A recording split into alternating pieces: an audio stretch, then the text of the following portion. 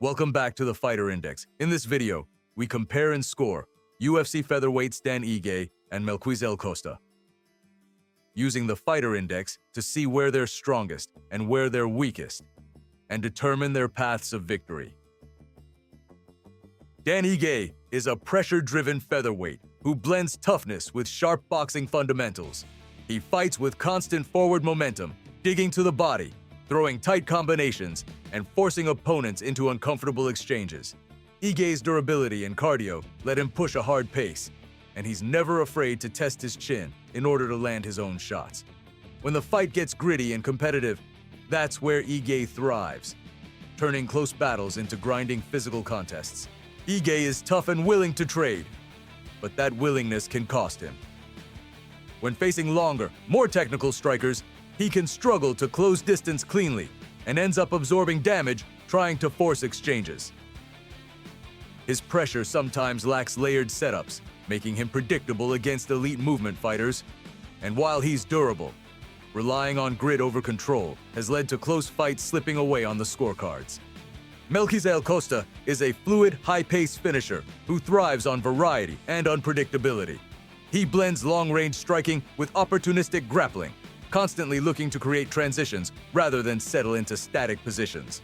Costa's submission instincts are sharp, and he's comfortable attacking from scrambles or unexpected angles. When he builds rhythm, he becomes creative and aggressive. The kind of fighter who can change momentum quickly and capitalize the moment an opponent hesitates. Melky is aggressive and creative, but that freedom can come at a cost. He sometimes overextends in exchanges, leaving defensive gaps that sharper strikers can exploit. His willingness to attack in transitions can also give up position if the submission isn't there. When opponents slow the pace and force him into structured, round-winning sequences, Costa's game can look less controlled and more reactive than dangerous. Dan Ige comes in at 19-10 overall, while Melquizael Costa holds a 25-7 record. Inside the UFC, Ige has logged significantly more experience at 11 wins and 9 losses, compared to Costa's impressive 6-2 run. Physically, Ige stands 5'7", while Costa is taller at 5'10", but they share the exact same 71-inch reach, eliminating any length advantage. Stance-wise, it's an open stance matchup with Ige orthodox and Costa southpaw, meaning the lead foot battle will be critical. The fighter who consistently gets their foot outside will create the cleaner angles and striking lanes. Dan Ige enters on a 1-fight losing skid, while Costa rides a 5-fight win streak. In knockout wins, Costa leads 8-6. In submissions, it's 8 for Costa, 5 for Ige. First round finishes again favor Costa, 10-7. In decision victories, Costa holds a narrow edge 9-8. The numbers show Ige's steady, battle-tested resume alongside Costa's sharper finishing pace and recent momentum. Now it's time to break these fighters down using the Fighter Index scale. We break down each phase of the fight and score each attribute to better understand the strengths and weaknesses of a fighter's game. All Fighter Index scores are based on a scale of 1 to 10. Scores are subjective and can change as a fighter evolves from fight to fight. In Pillar 1, Fight IQ and Athletic Tools. Dan Ige begins with the edge in Fight IQ, scoring a 6 compared to Melquizael Costa at 5. That gap reflects Ige's experience in close, high-level fights where decision-making under pressure matters. He's generally more measured when momentum shifts. In athleticism, Costa takes the lead 7-6, showing slightly more fluid explosiveness and dynamic movement, especially early. But in stamina, Ige pulls back ahead 7-6, with a track record of maintaining pace across hard 3-round battles. In resolve, they're dead even at 8, both proven willing to push through adversity and trade when fights get uncomfortable. Overall, this pillar narrowly favors Dan Ige, whose composure and cardio give him the steadier foundation when the fight gets tough. In Pillar 2, Striking and Stand-Up Defense, it starts even in striking, with both Dan Ige and Melquizael Costa scoring a 6, showing solid functional offense without either man being a pure technical outlier. In the clinch, Costa holds the edge 7-6, bringing slightly more effectiveness in close-range exchanges. He also leads in striking defense, 6-5, suggesting a bit more responsibility in avoiding clean damage. But when it comes to chin, Dan Ige stands out with an 8 compared to Costa's 7, showing proven durability in tough battles. Overall, this pillar is tight, but it leans slightly toward Melquizael Costa due to his small technical edges on the feet.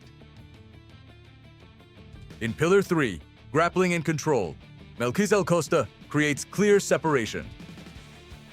In wrestling, Costa scores a 7 to Dan Ige's 6, giving him the slight edge in initiating grappling exchanges. That gap widens in takedown offense, where Costa leads 7-5, showing a stronger ability to consistently bring the fight to the mat. In top control, Costa again holds the advantage 6-5, suggesting better positional security once grounded. And in Brazilian Jiu-Jitsu, the margin grows 7-5, highlighting Costa's more dangerous submission game. Across all 4 attributes, this pillar clearly favors Melquizael Costa as the more complete and proactive grappler. In Pillar 4, defense, scrambles, and ground survival, Dan Ige starts with the edge in takedown defense, scoring a 7 to Melquizael Costa at 6, showing he's slightly harder to ground cleanly. In Brazilian Jiu-Jitsu defense, they're even at 7 apiece, both capable of staying safe and avoiding quick submissions. But once the fight hits the mat, the momentum shifts. In off the back, Costa leads 7-5, offering more active threats and positional work from bottom. And in scrambles, he widens the gap 8-6, showing superior ability to transition, reverse, and create chaos in grappling exchanges. Overall, this pillar favors Melquizael Costa, thanks to his dynamic ground movement and scramble upside. Now we look at each fighter's path to victory, based on what we learned from the 4 pillars. Dan Ige's path to victory is built on structure and durability. He needs to keep the fight upright, manage the lead foot battle, and turn it into a steady, round-by-round striking contest. With the edge in fight IQ, stamina, and takedown defense, his key is denying extended grappling exchanges and forcing Costa to work at his pace. If Ige keeps exchanges clean, leans on his chin, and drags the fight into deeper waters, his composure and cardio can steadily tilt the fight in his favor. Melquizael Costa wins this fight by expanding the phases and forcing transitions. His clearest path is mixing striking with takedown attempts, using his edge in grappling and scrambles to pull Dan Ige into layered exchanges. If Costa can disrupt rhythm, win the lead foot battle, and create moments where the fight hits the mat, his advantage in submissions and movement off his back becomes dangerous.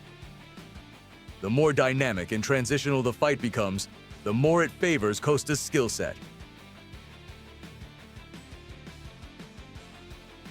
When the numbers are finalized, Dan Ige posts a 6.1 fighter index score, while Melquizael Costa comes in at a 6.6. It's not a massive gap, but it's meaningful.